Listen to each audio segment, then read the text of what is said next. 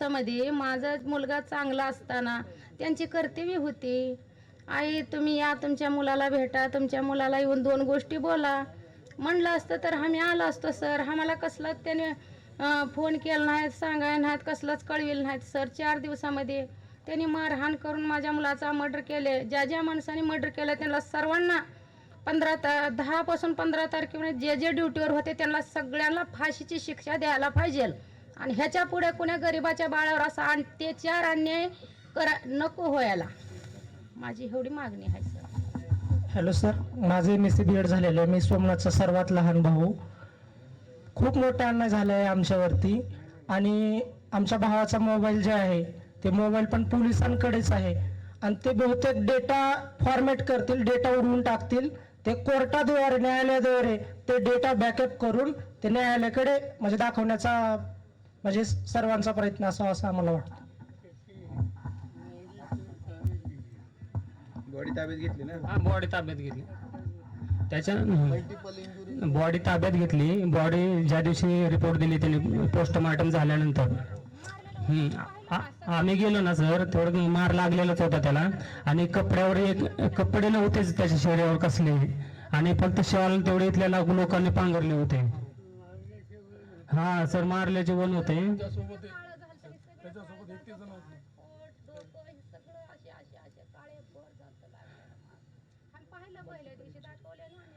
सोबत बाप्पा अजून 10 ते 12 जण होते. नाही, सगळ्यांना मारला. ते आता त्यांची बेल झाली. एक मिनिट, लॉकअप मध्ये सगळे आंदोलक पकडले का? त्या आंदोलकांपैकी हे एक होता आणि याच्यासोबत 31 जण होते. त्या 31 जण समोर यायला मारत होते. त्या लॉकअप मधून दुसऱ्या रूम मध्ये नेऊन मारत होते. आणि ज्या आंदोलकांना पैसे दिले त्यांना सोडलं. हे माझं प्रूफ आहे. भीमनगर मधला कोविड ऑपरेशन करून उचलून नेलेला, त्याच्या घरात घुसून मारलं, एकाला उचलून नेलं, त्याच्यानंतर त्याला केस करून सोडून दिलं. कोणाला तरी फोन आला का पैसे घेतले, त्याला सोडून दिलं. असंच केलं. सगळ्याला वेगळ्या रूम मध्ये नेऊन मारले आणि सगळेच अंग ओळख येते. आणि जर फडणवीस साहेबांनी काल जे स्टेटमेंट दिलेलं आहे ते योग्य दिलेलं नाही, एकदम खोटा हे आरोप लावलेले आहेत. आणि जे मदत पण जाहीर केली ते पण आम्हाला मान्य नाही. आणि जे फडणवीस साहेब सांगतात की व्हिडिओ रेकॉर्डिंगच्या द्वारे आम्ही त्याला अटक केलेली आहे, ते व्हिडिओ रेकॉर्डिंग असेल ना त्यांच्याकडे, किंवा माझा भाऊ किती लोकांना मारलाय, किती पोलिसांना मारलाय, किती जाळपोळ केला, त्यांनी तुम्हाला व्हिडिओ दाखवलं पाहिजे. मीडियावरती ते व्हिडिओ पण आला पाहिजे. आणि दुसरं स्टेटमेंट असं केलेत की ज्या पोलीस स्टेशनमध्ये तो अरेस्ट होता तिथेही त्याला मारहाण केलेली नाही, तिथले व्हिडिओ तुम्ही बघितलं पाहिजे. कारण मला पण असं ऐकण्यात आलं की जिथे कॅमेरा नाही त्या ठिकाणी नेऊन त्यांना मारण्यात आलेलं आहे सर, वेगळ्या रूम मध्ये. आणि कसलाच आजार नव्हता माझ्या भावाला.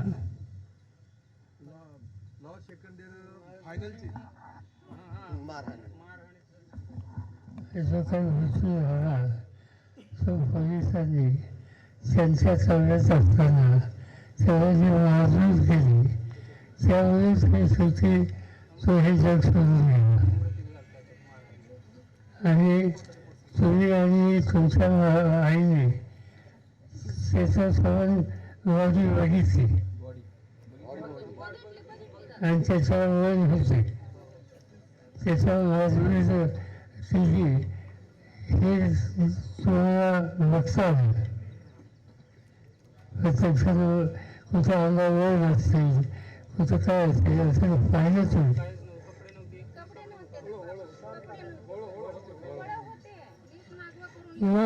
असते ना,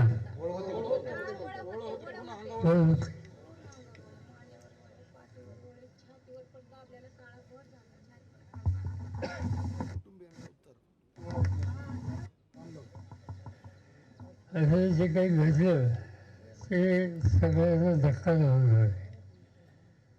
महाराष्ट्राच्या विधानसभेमध्ये सुद्धा अनेकांनी हा फडणवीसचा प्रश्न मांडला.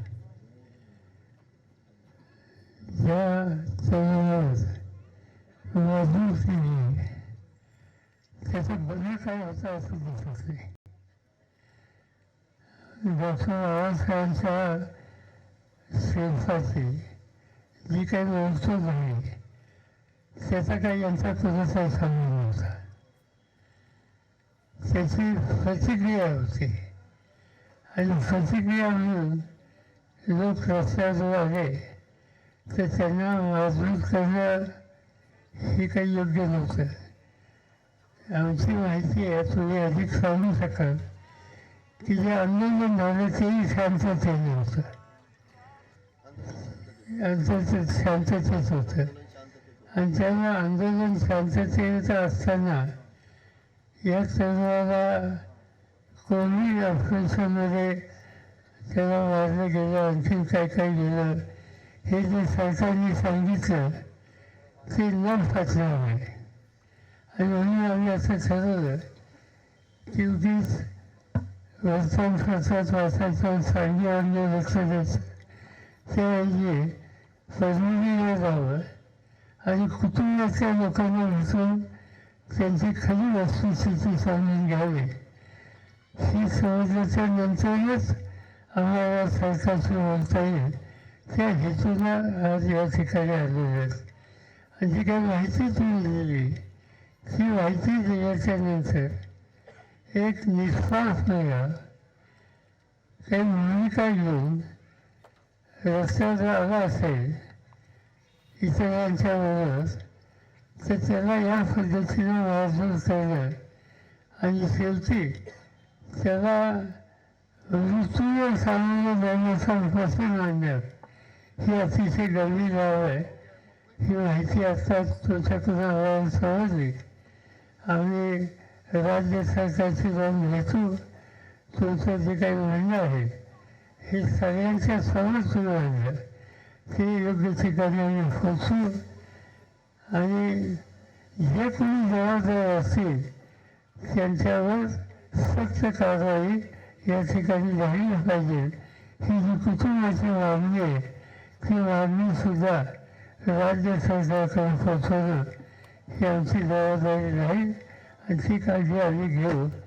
दुर्दैवानं गेल्यावर बंधनपर्यंत येऊ शकत नाही. तो आज आपल्या करता मुलगा दुर्दैवानं पोलिसी अत्याचारावर आज आपल्याला गेलेलं आहे. हे दुःख तुम्हाला सोसणं हे काही सोपी गोष्ट नाही, पण दुर्दैवानं हे घडलेलं आहे.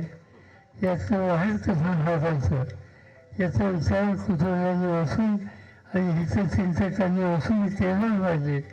पण तुमची जी मागणी आहे की जबाबदार लोकांच्याबद्दलची जी काही काळजी घ्यायची, खबरदारी घ्यायची, कायदेशीर तरतूद करायची, याकडं आम्हाला सगळ्यांचं लक्ष राहील एवढंच या ठिकाणी सांगतो.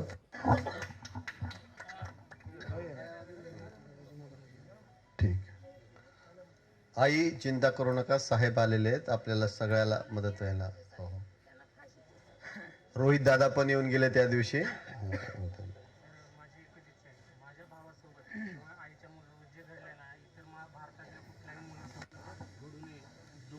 आरोपी म्हणून सिद्ध होत नाही ना एखादा व्यक्ती, तोपर्यंत त्याच्यावर कुठल्याही प्रकारचा मारहाण वगैरे पोलिसांनी पण करू नये, रिक्वेस्ट आहे माझी. गरिबांची मुलं बाहेर शिकायला जातात. मी BSc तो लाच्या 3rd इयरला.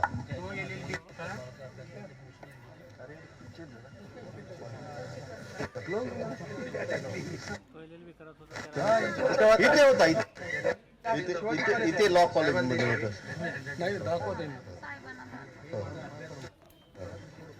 उभं राहून दाखव. 17 डिसेंबरला त्याचा पेपर होता. पोलिसांना रिक्वेस्ट करत होता तो की माझा पेपर आहे, मला तुम्ही हे करू नका, मारू नका. बेमुरवतपणे सर हे केलं. टाइम टेबल आहे त्याचा भावाचं.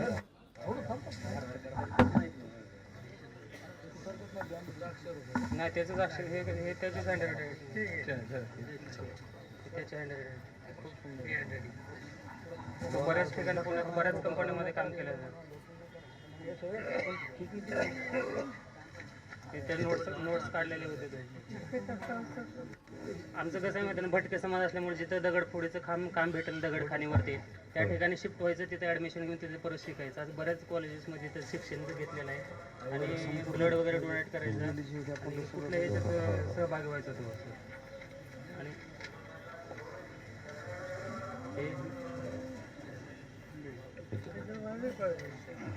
साहेबाचं कॉल. हां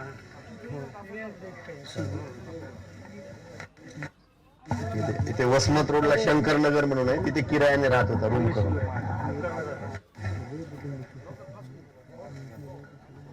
तर सोमनाथ सूर्यवंशीच्या कुटुंबियांचा जो आरोप आहे, आमच्या मुलाचा खून करण्यात आलाय आणि त्यांच्या आईनं देखील आरोप केलाय की जे कोणी यामध्ये दोषी असतील त्यांना फाशीची शिक्षा व्हावी. सोमनाथला कुठल्याही प्रकारचा आजार नव्हता.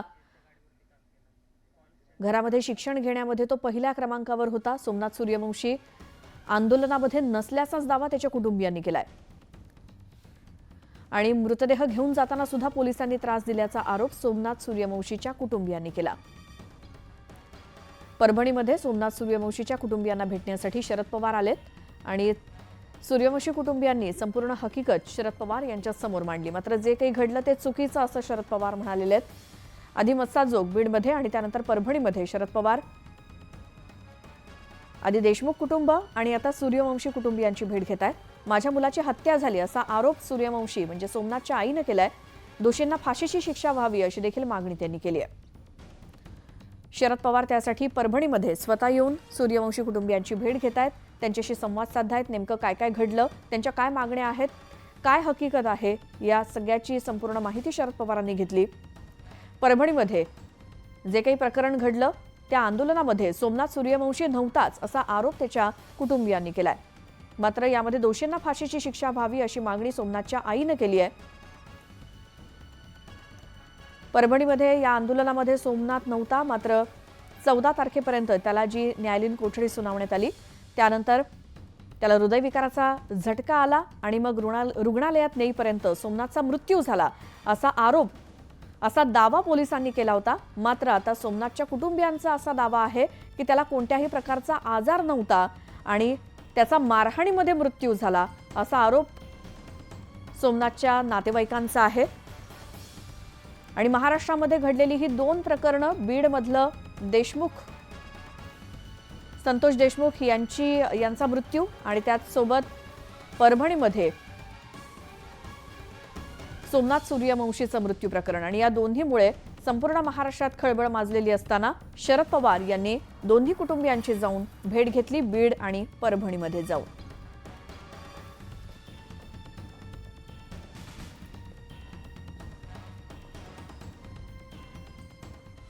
महत्त्वाच्या बातम्या. प्रायोजक घरकुल मसाले, स्वाद आणि मायेचा खमंग मेळ.